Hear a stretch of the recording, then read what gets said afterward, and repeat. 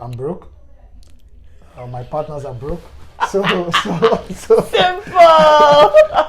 Welcome to our business segment, the segment where we talk directly to business people building in Nigeria. Many people live abroad and choose to fly in and out of Nigeria because they feel like they can't put all of their eggs in one basket. They are working on multiple jobs, becoming freelancers or contract workers, so they can come back to Nigeria multiple times a year to build a business. Luckily now, it's become more common for people to work remotely, so that may help more people build businesses in Nigeria but keep their jobs abroad. The truth of the matter is that at some point you have to be in Nigeria to check on your business. You have to make sure it's growing and succeeding, roles are being filled by the proper people, things are being completed, money is entering your business account. If you aren't willing to fly into Nigeria multiple times a year, your business may not succeed. This is the reality of the business atmosphere in Nigeria. Paul, where are you based? currently I'm based in Sweden, Stockholm to be precise. Okay, but I'm meeting you in Lagos. What are you doing here? Right now I'm in Lagos to currently building an engineering team, like a team of software developers working on our product, and that's why I'm here. Also to do a bit of marketing and get to meet potential clients also. Yeah. So how long have you been investing in Nigeria? 3-4 years. Okay. So, but what started 3-4 years ago that made you invest in Nigeria? Yeah, that's a good question. I think that's when this all this cliche of giving back to your country started, right? Why did you say that? I love you. Like, oh, I fell into the cliche. Yeah, I mean, like, of giving back to Nigeria, like. Because the thing is, what you're doing here, what you and your business partners are doing, you guys are actually supporting and building out Nigerians, right? Yeah. Because to be honest, that's what you're doing when That's why I mean, like, returnees or people who come here and start businesses, you actually are investing in Nigeria. Yeah. You may not think of yourself as like a traditional investor, but you're actually building the skills and the money, literally giving Nigerians money to build skills they need for a global market. And I think that's, I mean, like, there's no way you can just shy away from that giving back to Nigeria, even as cliche as my sound. You can't.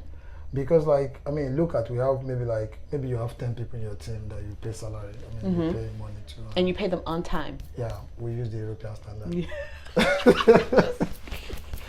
Yeah, that you pay that money to, and you get to speak to young guys and help them within their career and just talk to them and give them the opportunity to also learn.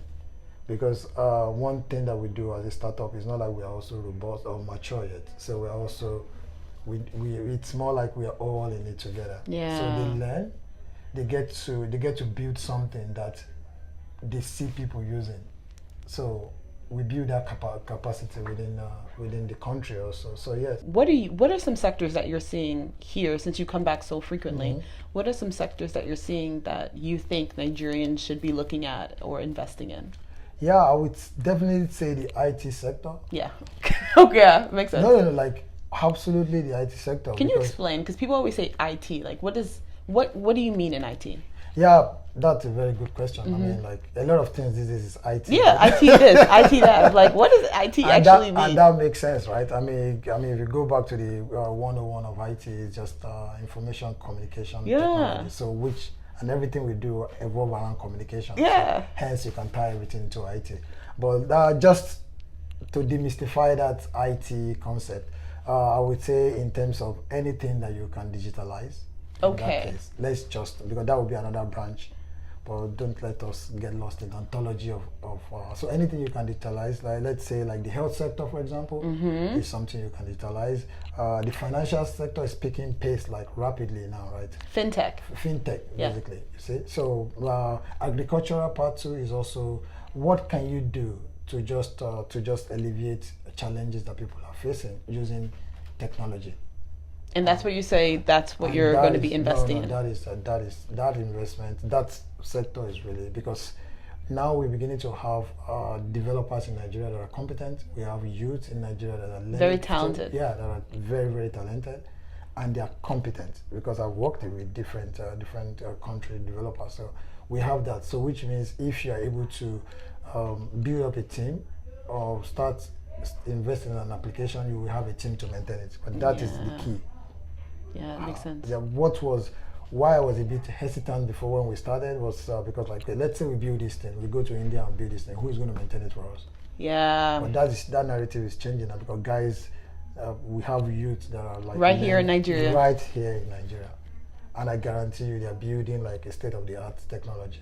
Oh, it's good to hear. Solid. I mean, solid. Like, so things like that. So I would say like the IT sector. I mean, maybe I'm saying that because that's my. Yeah, but you're seeing opportunities in it because you're in it. Yeah. Okay, no, that's amazing. So why are you investing in Nigeria, although you live in Sweden? Yeah, maybe I should stop investing in Nigeria. Right? No, I'm just curious. I was like, why are you investing? There are different reasons. I mean, like, I wouldn't want to say giving back to Nigeria because that's always the natural thing to say. But also, to be realistic, I see a bit. Yeah. But there's also some business twist to it. Like, there's a need, and we see like a potential solution to meet that need. Yeah. Hence, we, by saying we, it's me and my partner, Mr. Saliu and Dr. Halima. Okay, cool. Trying to build something for the Nigerian market. So what are you trying to build for the Nigerian market? Yeah, we currently have one solution that is up and running. It's called Receipt NG, and that's a totally different story entirely. But the long and short, it's currently running right now. Then the second solution we are strongly pushing for is this Prescriber. Prescribe. Okay.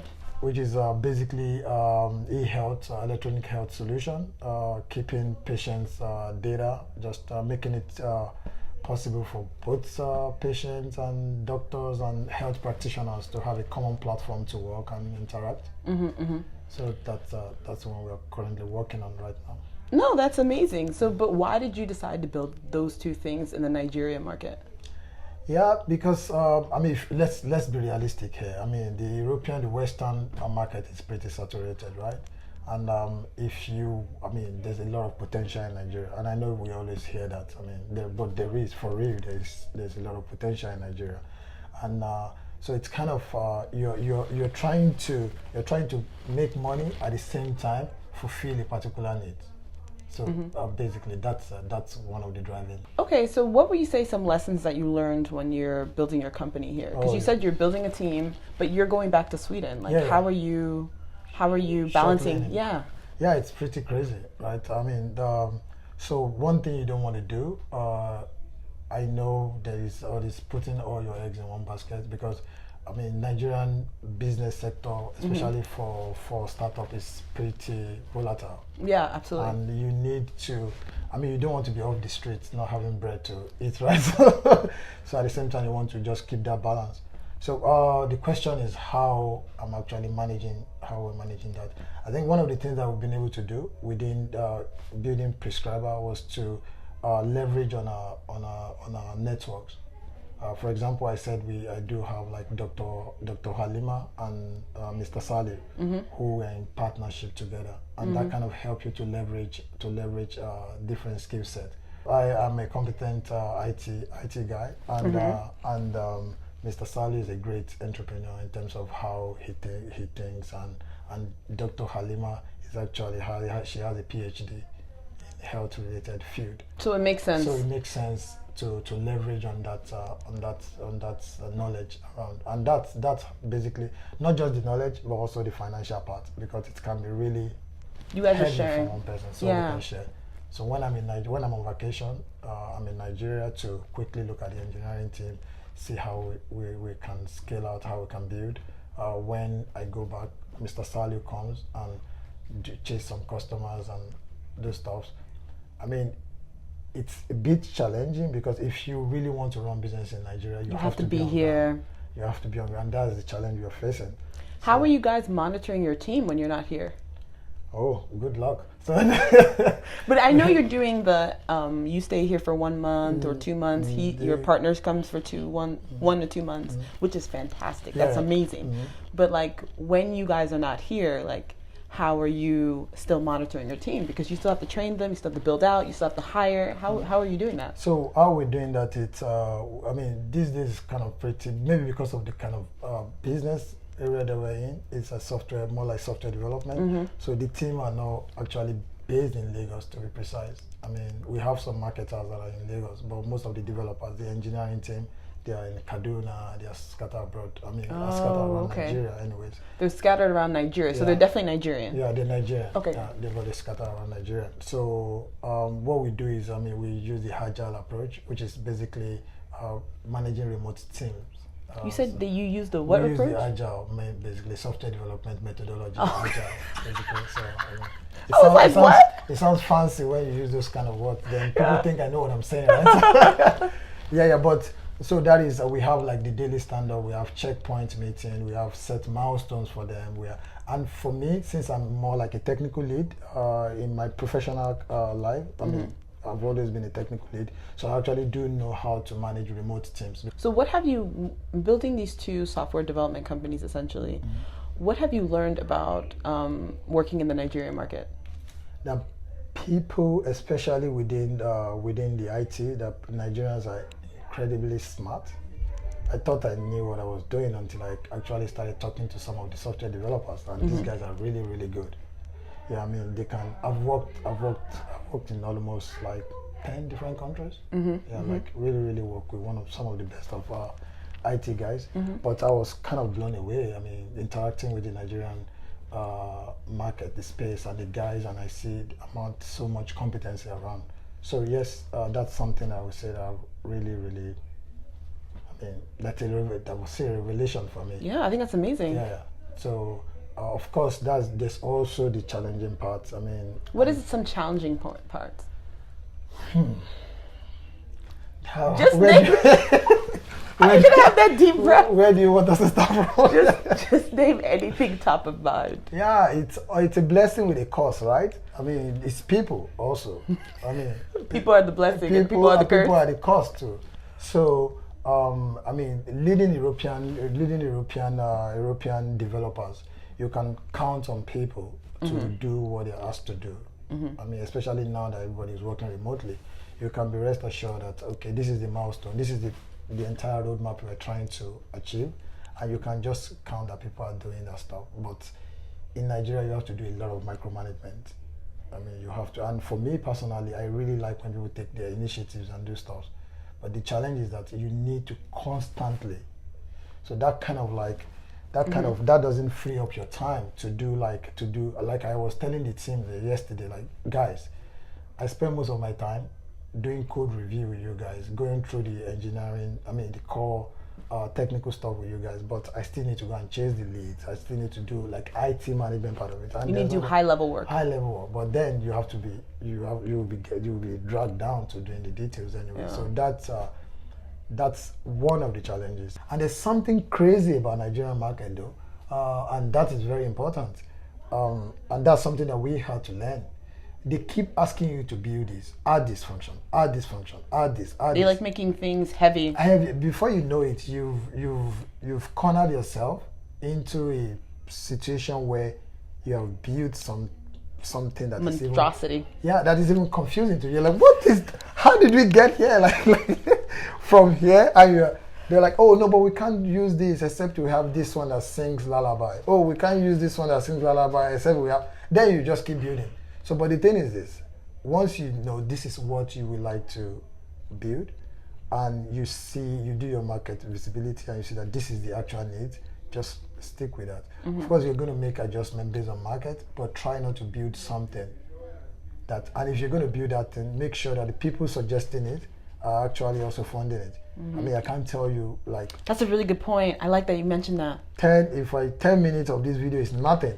If I tell you the things that we have to go through, like the Ministry of Health can kind of call, people can kind of call, come and present, you have a wonderful solution and this, and you're there just presenting, and they're asking you questions and giving you more requirements, and giving you more requirements, and giving more, and before you somebody else who's eager would just try to add, so they just fall into, so that, let me add this, maybe I will eventually get peaked and I will start making big bucks. So you keep adding. Then before you know, you don't have any money to eat. Yeah. So how are you managing the money bit? Because you sounds like you and your partner, at least you have 3 partners, and you guys are sinking money into this thing, these 2 platforms. They're not viable yet. Yeah, one of them, the receipt NG, Okay. is not generating money, but at least you as an entrepreneur, as a startup, when you see people at least willing to pay for your product, that's something. Yeah, that's huge. And one thing that is kind of important is it's very difficult for you to be something that doesn't require people to in interact Nigeria. in Nigeria. Yeah. So things like that. So yeah, so you need to be in Nigeria. Of course, it can fly if it's not in Nigeria. If you are not in Nigeria also, but you need to have come to that level of maturity within your business, not a startup. You can't. You have to be on ground. Like, you can publish it in Harvard review or something that you 100% you have to be in Nigeria to be able to run the business. I think that is actually that knowledge of you have to be on ground is preventing Nigerians from overseas from investing in Nigeria. But they can solve that problem. How? They could like because we've got some people reaching out to us now saying that this thing seems to be gaining momentum and you guys are putting a lot of effort, so why can't we just invest in it? Because at least we have you guys willing and ready to come to Nigeria and stay in Nigeria, and you understand you need to basically be able to speak Nigerian to do business in Nigeria. Yeah, and what he means by speak Nigerian, he's talking about like speak like a Nigerian. Essentially, speak like a Nigerian. There are nuances around doing business. Behaviors, greetings. That requires you to change how you interact and how you behave with people. And that's the most important thing. Yeah, that's very important. So how you interact with people, you would say, is one of the most important things. Yeah. And then I love that you said that people in Sweden or other Nigerians across Europe have been contacting you and your company they have, and say, how can we invest? How can we invest? What can we do to help? So what we want to do before we start getting those is to also put our house in order and because before we've just been building. Now we need to consolidate and try to now say, okay, we have an application right now that is solid and stable, but prescriber is live, but there's a stage we want to push it to and say, okay, this is also solid and stable. Then we can start getting those involvement, getting those funding coming in and stuff like that. And that's one of the reasons I'm in Nigeria actually, to make sure that we get that sorted out. Yeah. Okay. What do you mean by that sorted out? The money? Not the money. Okay. Like the stability of the application. Okay, makes sense. So you get the stability of application because you don't want people to start throwing money at you, and you still know at the back of your mind that okay, we need to harden this security, we need to do this server, we need to get the team up and running, but that's what I'm trying to do so that we can have a maintenance team and development team that is stable enough to sustain. Yeah, that's so important. Yeah, because that's also important. So people don't just throw in. So we are currently using our own money now to do that, to make sure that we harden the applications and get it done. Okay, I love that. I love to hear that people around you were excited about what you're doing so much that they're ready to invest in you. Yeah, and then when you think about it, sometimes you feel like closing the entire thing down, to be honest. Because I always tell the team, like, trust me, as well just come to Lagos and just stay by the beach, enjoy and go back. Right? Yeah.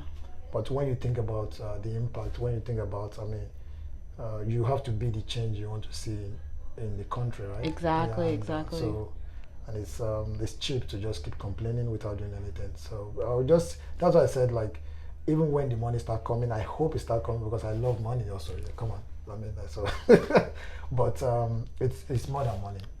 For me, and I think I'm speaking for the partners too. That is more than money because I can't tell you the amount of money that my partner is if he's watching this, I'm sure he will just be laughing because he's practically bankrupt.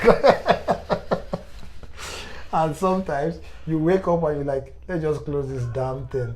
But that's why partnership is actually good. If you want to do this thing alone, you are already failed before you start. Okay. Because let's say sometimes I wake up in the morning and I'm like, oh, dude, I'm so tired of this crap. But then you now speak to your partner and it's full of life, right? Then you don't want to, then you kind of like pretend, because we all pretend, just depends on the level of pretense, right? Then you just kind of say, okay, why not? You don't want to like make that person sad. Yeah. Then it can be the other way around the next time. That's probably why two is better than two good heads is better than one, and we have three good. Yeah, it's better than one. So you need that. You need that somebody to bounce off ideas with. Somebody don't be a warrior. Yeah, you're gonna crush, but it goes beyond just money. You need somebody that you can come back to and say, look at this silly developer. What does they think they're doing? And you can say, okay, calm down, Paul. So maybe. I mean, you need that person to bounce up ideas with, like a sandbox kind of. Yeah. Yeah, absolutely. So yes, it's partnership. No, it makes sense. It makes sense. Okay, thank you so much for speaking to me today, Paul. My pleasure. Is there anything else you would like to add? Yeah, people should come and invest in Nigeria, right? Yeah. I mean, we can't keep standing aloof and pointing fingers and thinking that things is suddenly going to change. Yeah, absolutely. I mean, developed countries are developed for a reason because the citizens are doing something. Of course, we can go into the lectures of the government is not helping, but I think we are a reflection of our government. Let's calm down, do something. I mean, contribute your quota. And see what happens. At least, like, try. Just try. For me, because you're also doing something similar. Like now in Nigeria, you move back to Nigeria to at least see how you can contribute and how you can do. So after all said and done, you will know that you have tried. Exactly. That's what I keep telling myself. So when my kids ask is that me, what comforts you at night? Yeah, to be honest. Like when my kid asked me, so Dad, how come your country is just so I'm like, yeah, but I tried. Go and check this. Like I failed, but I tried. I mean, so what's the worst that can happen? I failed. Yeah, but there's no even failure, right? I mean, because you always develop and learn something. So my final word, come try. Mm-hmm.